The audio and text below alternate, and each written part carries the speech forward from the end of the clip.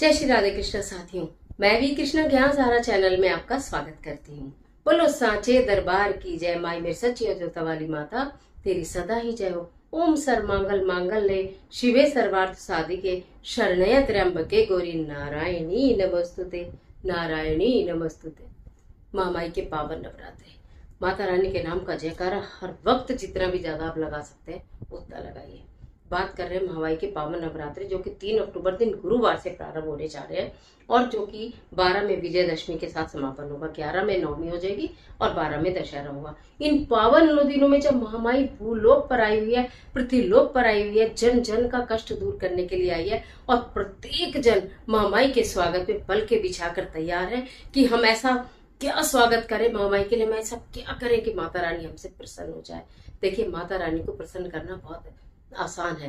माता रानी जगत जननी है, एक माँ के हृदय की बात को समझती है, एक बच्चे की हृदय की बात को समझती है, क्योंकि वो भी एक माँ है और चूंकि वो एक स्त्री इसलिए हर स्त्री के मन की बात समझती है। महामाई को साधारण तरीके से भी आप मन के भावों से भी प्रसन्न कर सकता है। तो अगर आप पूरे 9 के 9 व्रत रख रहे हैं तो भी, और अगर व्रत रख रहे हैं नहीं तो भी, एक महत्वपूर्ण बात ये सामने आती है कि व्रत में क्या खाया जाए और क्या नहीं खाया जाए। जाने अनजाने हम ऐसी कोई वस्तु खा लेते हैं जिससे हमारा व्रत खंडित हो जाता है और हमें पता भी नहीं होता। हम पूरे शिद्दत से व्रत रखते हैं, मन से व्रत रखते हैं, विश्वास से व्रत रखते हैं, पूजा करते हैं, पर अनजाने में कुछ ऐसा खा लेते हैं कि हमारा व्रत खंडित हो जाता है और हमें पता भी नहीं चलता और हमें लगता है हमारे व्रत का फल प्राप्त नहीं हुआ। तो ये चीजें जाननी अत्यंत आवश्यक है। चाहे आपको बहुत कुछ पता भी हो कि क्या खाना चाहिए क्या नहीं, लेकिन उसके बावजूद भी आपको फिर से ये वीडियो देख लेनी चाहिए कि कोई हम गलती तो नहीं कर रहे, खाने में कोई भूल तो नहीं कर रहे। चलिए झटपट वीडियो प्रारंभ करते हैं इसी टॉपिक को लेकर। तो अगर चैनल पर नए आए हैं तो चैनल को सब्सक्राइब कर लीजिएगा, बेल आइकन का बटन भी प्रेस कर लीजिएगा जिससे आने वाली वीडियोस का नोटिफिकेशन आपको मिले। और हाँ, अगर वीडियो अच्छी लगे तो लाइक जरूर करिएगा। बात कर रही हूँ कि हमें इस व्रत में क्या खाना चाहिए क्या नहीं। देखिए, बहुत सारे महामाई के व्रत के नियम का पालन हमें करना पड़ता है। सात्विक भोजन हमें ग्रहण करना पड़ता है, सात्विक तन से, मन से, जिह्वा से हमको रहना होता है। अगर अखंड ज्योति जलाइए तो उसके अपने अलग नियम है, मैंने वीडियो आपको दे दिया। आप मेरे साथ बने रहेगा, पूरी सीरीज आपके लिए शॉर्ट भी लॉन्ग भी और हो सकता है एक दिन में 3-3 4-4 वीडियोस भी आपको मिले जिससे आपकी सारी क्वेरीज जो है वो दूर हो जाए। शॉर्ट भी ज्यादा मिले और लॉन्ग भी ज्यादा मिले। मेरा यही प्रयास है कि कोई चीज आपसे छूटे ना। आपको पहले ये बता दूं कि क्या चीज भूल कर भी नहीं खानी चाहिए। अगर आप व्रत रख रहे हैं तो आपको अनाज किसी भी प्रकार का नहीं खाना है। गेहूं, चावल, दालें नहीं खानी है, सरसों का तेल नहीं खाना होता है, लहसुन प्याज तो खैर छोड़ ही दीजिए, आप अपने किचन से बाहर ही कर दीजिए तो ज्यादा अच्छा रहेगा। क्योंकि नवरात्रों में ये तामसिक वस्तुओं का नहीं लिया जाता, तामसिक वस्तु ग्रहण नहीं किया जाता। इसके साथ साथ इन चीजों में आपने देखा होगा ये थोड़ी दुर्गंध भी आती है, प्याज और लहसुन के अंदर दुर्गंध भी आती है तामसिक के साथ साथ। तो आप जब खाते हैं और फिर आप उसके बाद भगवान की शाम को भी पूजा करते हैं तो ये इसीलिए भी मना किया जाता है। तो आप इन चीजों को ग्रहण मत करिएगा। सब्जियों में बात करूं तो आपको बैंगन बिल्कुल भी नहीं खाना होता है, मतलब इन वाले दिनों फलियां नहीं खानी होती है, बैंगन नहीं खाना होता है, एक चपल कद्दू आता है वो नहीं खाना होता है, एक चिमकंद आता है वो नहीं खाना होता है, एक आपकी जो ऐसी सब्जी आती है ना मशरूम, वो आपको नहीं खाना होता है। इन चीजों का आपको ध्यान रखना चाहिए कि आपको इस तरह की सब्जियां नहीं खानी है, आपको किसी प्रकार की दालें और अनाज नहीं खाना है, सरसों का तेल भूल कर भी नहीं खाना है। फिर आपको क्या खाना है, आपको कुटू का आटा खाना है, कि चीजें बना के खा सकते हैं, समक का चावल खा सकते हैं, ड्राई फ्रूट्स खा सकते हैं, फ्रूट्स खा सकते हैं, वेजिटेबल में खीरा खा सकते हैं, आलू खा सकते हैं, अरबी खा सकते हैं, शकरकंदी खा सकते हैं, टमाटर खा सकते हैं, मसालों में सेंधा नमक डाल सकते हैं, जीरा डाल सकते हैं, अजवाइन डाल सकते हैं, दालचीनी डाल सकते हैं, लौंग का पाउडर बना के डाल सकते हैं, काली मिर्च यूज कर सकते हैं। और आप उसके साथ कद्दू की सब्जी अगर आप खाना चाहते हैं कद्दू की सब्जी बना सकते हैं, लौकी घिस के आप उसकी कोई चीले वीले बनाना चाहते हैं वो भी आप बना सकते हैं।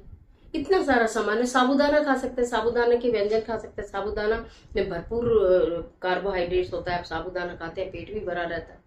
ठीक है, ड्राई नट्स खा सकते हैं, मूंगफली की गिरी जो होती है वो आप खा सकते हैं, पीनट खा सकते हैं। मतलब कहने का मतलब है नारियल पानी पी लो, दूध पी लो, चाय पी लो। 9 व्रत होते हैं। वैसे तो मैं एकदम बार बार मुंह झूठा मत करना। अगर आप पूरे 9 व्रत रख रहे हैं तो प्रातः काल ही आप कोई ऐसी चीज खा लो जो भी आप खाते हो, दूध के साथ कोई ड्राई फ्रूट्स खाते हो या आप कोई खीर खा लेते हो या कोई फल खा लेते हो तो वो खा लो। नमक दिन में एक ही बार खाने का सोचिए। आगे शरीर जैसा गवाही दे कि आपका मन है पूरे 9 व्रत रखे लेकिन आप एक बार नमक खा के नहीं रह सकते तो खा लो 2 बार, ठीक है ना। कोई शरीर को कष्ट दे के व्रत नहीं करने हैं, लेकिन हम बार बार मुंह को झूठा करना थोड़ा अजीब लगता है व्रत में, कि हम हर वक्त मुंह झूठा करें। तो आप ये एक समय बना लेगा, निश्चित ये करना है। आपको बाजार के कोई भी डेयरी प्रोडक्ट्स बाजार के यूज नहीं करने हैं, जूस बाजार का यूज नहीं करना। आप घर में फ्रूट्स का निकाल के जूस चाहे तो पी सकते हैं, नहीं तो नारियल पानी सबसे बेस्ट होता है, वो आप पी सकते हैं। तो खाने पीने में सावधानी रखें। आपको वैसे खाने में रिफाइंड ज्यादातर लोग यूज करते हैं, या फिर देसी घी, तेल नहीं यूज करना कोई भी, ठीक है। तो आप या तो रिफाइंड यूज कर लिए, मूंगफली का तेल किसी घर में खाया जाता है तो मूंगफली का तेल खा लीजिए, कहीं कहीं कोकोनट ऑयल खाया जाता है केरल इत्यादि जगह में, तो आप वो भी खा सकते हैं, नहीं तो आप देसी घी में बनाकर भोजन को ग्रहण कर सकते हैं। इन व्रत के दौरान आपको किसी और के घर में बैठकर भोजन नहीं करना, मतलब अपने खास रिश्तेदारों जहां आप करना चाहते हैं, तो वैसे मेरे हिसाब से तो अपने घर में पूजा पाठ करके शुद्ध तरीके से एक स्थान बनाइए, वहां पर बैठकर आप भोजन को ग्रहण करिए। भगवान माता रानी को, अपने घर में बैठी माता रानी को शाम के भोजन का भोग लगा के, जो भी आप खाएं इस बात को आप ध्यान रखना, सुबह भी आप जो भी खा रहे हैं, चाय है, दूध है, ड्राई फ्रूट है, फ्रूट है, जो भी, माता रानी के सामने थाली लेकर जरूर जाना कि महामाई इसे आप ग्रहण करो। उसके पश्चात आप ग्रहण करना, तो वो कभी नुकसान भी नहीं देता, क्योंकि वो सिर्फ भोजन नहीं रहता, वो प्रसाद हो जाता है, और प्रसाद तो कभी किसी को नुकसान देता ही नहीं। तो इन चीजों का आपका ध्यान रखना है। बस भूल कर भी वो ऐसी चीज ना खा लेना कि जो मैंने मना की है कि आपको नहीं खानी चाहिए, आप उनमें से कोई भी चीज अगर ग्रहण करते हैं तो फिर आपके साथ गड़बड़ हो जाएगी, यानी व्रत अधूरा रह जाएगा। अब बात उनकी कर लूं कि जो व्रत नहीं रख रहे हैं तो वो क्या ना खाए। अगर आप व्रत नहीं रख रहे हैं तो भी अपने घर में सरसों के तेल का बघार ना लगाएं, छोंक ना लगाएं। अगर आपने घर में कलश स्थापना की है, खेतरी बीजी है, व्रत नहीं रखे लेकिन माता महारानी की स्थापना की है, आप उनकी सुबह शाम पूजा कर रही हैं, तब प्याज, लहसुन और बाकी आगे की चीजें तो खैर चलो बिल्कुल वर्जित ही हैं, उनके नाम क्या ही लेना आपको। जब प्याज लहसुन मना कर दिया, उससे ऊपर की चीजें तो आप समझदार है, कोई भी नवरात्रों में यूज नहीं करता। प्याज, लहसुन, सरसों का तेल आपको नहीं यूज करना। संभवतः बैंगन, अगर आप चाहें तो बैंगन भी आप छोड़ दीजिएगा। मतलब आपको ये लगना चाहिए कि हाँ, मैं कुछ नहीं कर पा रही माता रानी के लिए, मैं व्रत नहीं कर पा रही, मैं कुछ ऐसा कार्य नहीं कर पा रही जो मुझे कर लेना चाहिए था। तो अगर वो नहीं कर पा रही तो अपनी जिह्वा पर कंट्रोल कर सकते हैं। जितना हो सके महामाई के मंत्रों का जाप करें, किसी का बुरा सोचे ना किसी का बुरा करें, और अपनी जिह्वा पे नियंत्रण रखें। खाने में, पीने में, आप बाहर का सामान खाना चाहते हैं तो ये उसमें सुनिश्चित कर लें कि इसमें प्याज लहसुन की चटनी या कोई चीज ऐसी लगी तो नहीं हुई है कि आपकी पूजा खंडित हो जाए। व्रत तो आपने रखा ही नहीं है, पूजा तो खंडित ना हो, इस बात का आपको ध्यान रखना है। कोई भी एक चीज आपका सब पूजा खराब कर सकती है, इसलिए थोड़े सावधान हो जाइए। महामाई सब पर कृपा बरसाने आ ही रही है। अपनी झोली पसार लीजिए, अपनी झोली पसार लीजिए महामाई के सामने, और भर जाएगी माता रानी झोलियां। खाली झोली भरने के लिए माता रानी आ रही है। महामाई के नाम का जयकारे लगाते रहिए। ओम धूम दुर्गाय नमः, ओम धूम दुर्गाय नमः, ओम धूम दुर्गाय नमः। जितना हो सके मंत्र का जाप करिए। आज के लिए इतना ही, इजाजत दीजिए।